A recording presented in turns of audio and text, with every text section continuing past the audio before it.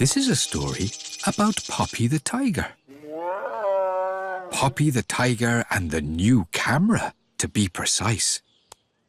Poppy lives in fluffy gardens. A wonderful place to live.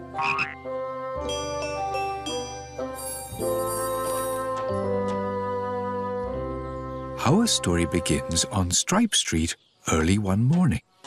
Poppy the tiger was brushing her rather large teeth when she heard a knock at the door.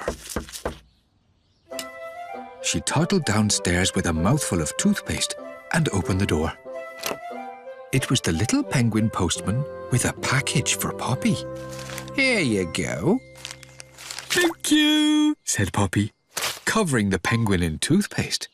"You're very welcome," said the penguin, who rather liked being minty fresh. Inside, Poppy the tiger opened up the package. It was a present from Tooty the elephant. A camera for taking pictures. It came with a note that read, "Do treat this carefully. Signed, your good friend, Tooty."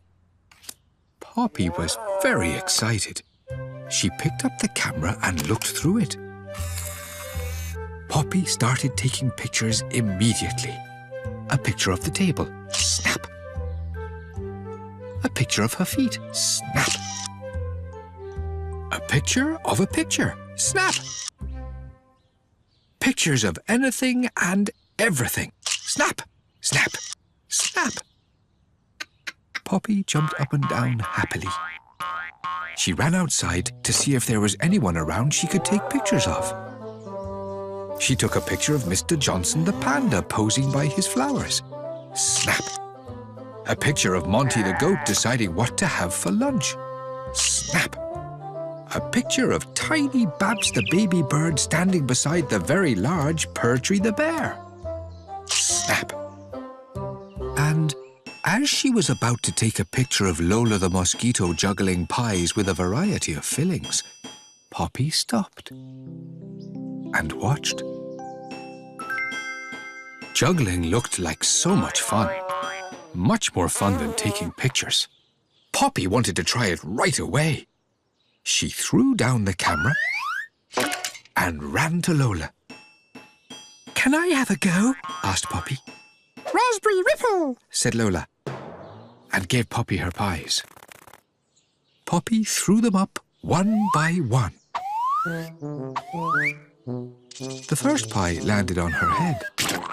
It was cherry pie and was quite delicious. The second pie landed on Lola the mosquito. It was blueberry pie and was also quite delicious.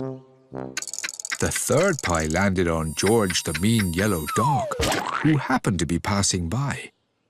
It was cabbage and socks pie, was a little silly and not one bit delicious. "I hate cabbage and socks pie," shouted George, and then he stormed off. It turned out that juggling wasn't as much fun as Poppy had hoped.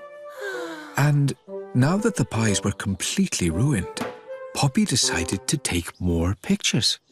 She ran to her camera and picked it up. Or at least, some of it. Poppy's camera was in several pieces. When she threw it, it had broken. "Oh no," said Poppy, very upset. She picked up the pieces and tried to put the camera back together. The pieces didn't seem to fit, so she squeezed harder. And out popped another piece. Pop!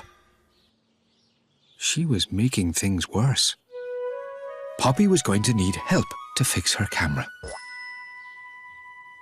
She took all the pieces to a little house on Fishden Street. There lives a very clever cat. Paolo the cat, to be precise. Paolo had a look at all the pieces. He did have a very good book on cameras, but Paolo wasn't good at putting things together. "I have such little paws," he said, "but I know someone who can help." Paolo and Poppy went to see Stinky the skunk. Stinky is very good at making things, And if he can make things, said Paolo, he can fix things. Together, Paolo the cat and Stinky the skunk worked on Poppy's camera. Paolo followed the diagrams in his book, and Stinky put each piece in the right place. They used a lot of sticky tape. When they were finished, Stinky held it up high. "We have fixed your camera," he said happily, and handed it to Poppy. Poppy was overjoyed. "But," said Stinky in a way that sounded quite important, "you must treat it very carefully." If Poppy didn't treat the camera well, it could break again, and might even break so badly that it couldn't ever be fixed again. "I promise I'll look after it from now on," said Poppy. And she meant it. She took a picture of Stinky the skunk and Paolo the cat, her special friends who had fixed her camera. Snap! And she hung it on her wall to remind herself to treat things carefully in future. After all, she wouldn't want to end up like poor Lola the mosquito. Her pies were in a dreadful state. All the sticky tape in the world wouldn't get them back together.